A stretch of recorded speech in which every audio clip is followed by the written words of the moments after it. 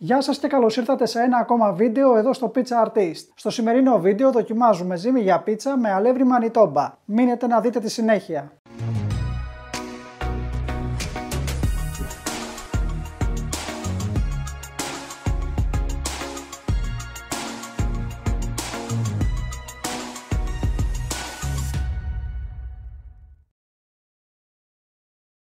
Στη σημερινή μας συνταγή θα χρησιμοποιήσουμε αλεύρι Manitoba. Το Manitoba είναι ένα αλεύρι από μαλακό σιτάρι και κάνει για μπακέτες, τσουρέκια, πανετόνε και διάφορα άλλα ψωμιά. Περιέχει αρκετή πρωτεΐνη, περίπου στο 15% και δίνει εξαιρετικά ελαστικές ζύμες. Είναι ένα δυνατό αλεύρι, έχει μεγάλη απορροφητικότητα νερού και γι' αυτό είναι ιδανικό για ζύμες με μεγάλη υγρασία. Επειδή όμως περιέχει αρκετή γλουτένη και δεν θέλουμε να το παρακάνουμε με την ελαστικότητα της ζύμης, δεν θα το βάλουμε μόνο του, θα το αναμίξουμε και με άλλο αλεύρι τύπου 00 ή αλεύρι για όλες τις χρήσεις. Πάμε τώρα να δούμε αναλυτικά τα υλικά για τη ζύμη μας και να ξεκινήσουμε να τη φτιάχνουμε.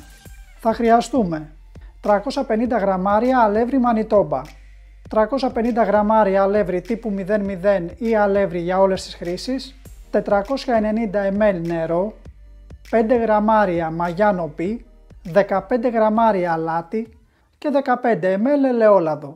Η ζύμη μας θα έχει υγρασία 70% και θα μας βγάλει 4 ζυμαράκια 300 γραμμάρια το κάθε ένα. Ας ξεκινήσουμε να τη φτιάχνουμε. Σε ένα μεγάλο μπολ ρίχνουμε μέσα το νερό μας. Σκορπίζουμε μέσα στο νερό τη μαγιά μας.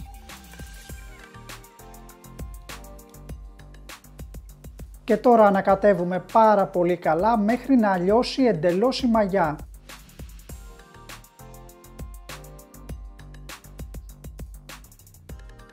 Προσθέτουμε τώρα το αλεύρι Manitoba και ανακατεύουμε πάρα πολύ καλά μέχρι να γίνει ένας παχύρευστος χυλός.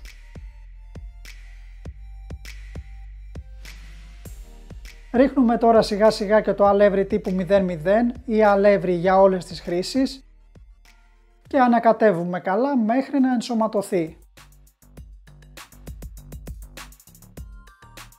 Κάπου εδώ αφήνουμε τη σπάτουλα και συνεχίζουμε το ανακάτεμα με το χέρι.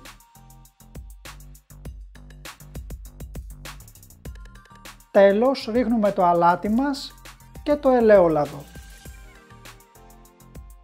Και θα ανακατέψουμε λίγο ακόμα μέχρι να απορροφηθεί το αλάτι και το ελαιόλαδο.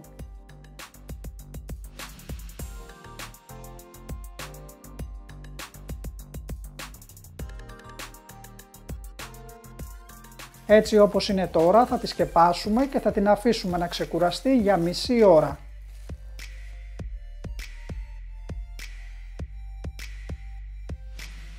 Μετά από μισή ώρα ξεσκεπάζουμε, λαδώνουμε λίγο τον μπάγκο μας, ρίχνουμε και λίγο λάδι στα χέρια μας για να μην μας κολλάει η ζύμη και την αδειάζουμε στον μπάγκο μας.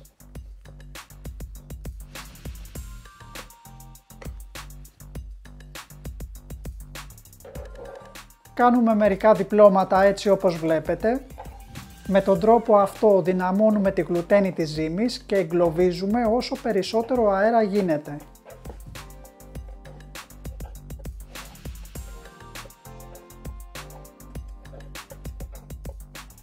Αφού κάνουμε 15 με 20 διπλώματα τέτοια, κάνουμε τη ζύμη μας μία μπάλα, την σκεπάζουμε και θα την αφήσουμε να ξεκουραστεί για 20 λεπτά. Μετά από 20 λεπτά ξεσκεπάζουμε τη ζύμη μας, την χωρίζουμε στα 4 και ζυγίζουμε τα ζυμαράκια μας για να μας βγουν 300 γραμμάρια το κάθε ένα.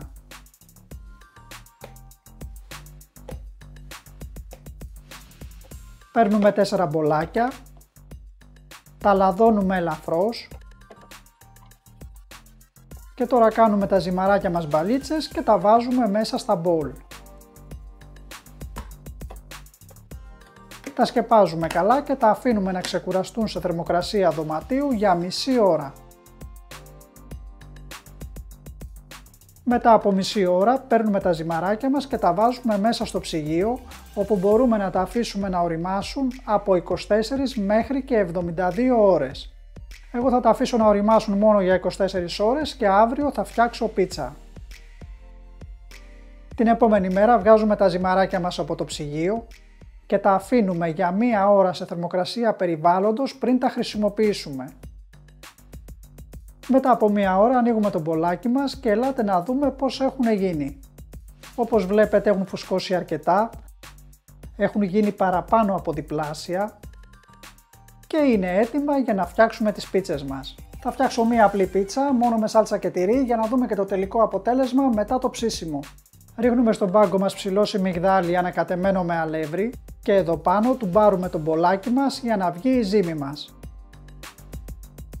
Πασπαλίζουμε και από πάνω με σιμιγδάλι και αλεύρι και πάμε να το ανοίξουμε. Ξεκινάμε από το κέντρο και πατάμε ελαφρά προς τα έξω, γύρω γύρω, σιγά σιγά, χωρίς να πατήσουμε το στεφάνι. Η ζύμη είναι αρκετά μαλακιά και ανοίγει πάρα πολύ εύκολα. Τινάζουμε από παλάμι σε παλάμι να φύγει το πολύ σιμιγδάλι, με τον τρόπο αυτό θα ανοίξει και λίγο παραπάνω το φύλλο μας και το στρώνουμε σε ένα αντικολλητικό χαρτί. Βάζουμε τη σάλτσα μας. Όσοι θέλετε να δείτε τη συνταγή για τη σάλτσα της πίτσας θα σας την έχω στο τέλος αυτού εδώ του βίντεο. Ρίχνουμε και λίγη μοτσαρέλα από πάνω και πάμε να την ψήσουμε. Ψήνω σε επιφάνεια από μαντέμι στην πάνω σχάρα, ο φούρνος μου είναι σε λειτουργία πάνω κάτω και έχω προθερμάνει την επιφάνειά μου για μισή ώρα στη μέγιστη θερμοκρασία που μπορεί να φτάσει ο φούρνος μου. Σε 4-5 λεπτά η πίτσα μας θα είναι έτοιμη.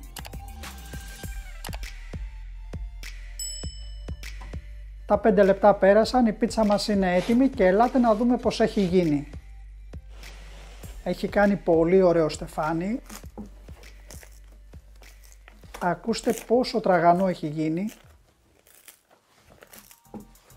Ελάτε να την κόψουμε τώρα να δούμε πως έχει γίνει και μέσα. Εδώ δείτε. Δείτε πόσο αέρινη και ελαφριά έχει γίνει η ζύμη μας μέσα.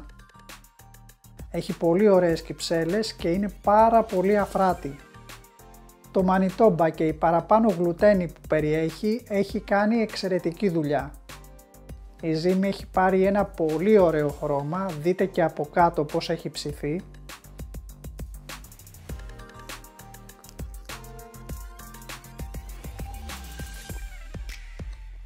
Απίστευτη. Περιμένω να τη δοκιμάσετε και να μου πείτε τη γνώμη σας κάτω στα σχόλια. Μέχρι το επόμενο βιντεάκι να περνάτε όλοι καλά. Γεια σας!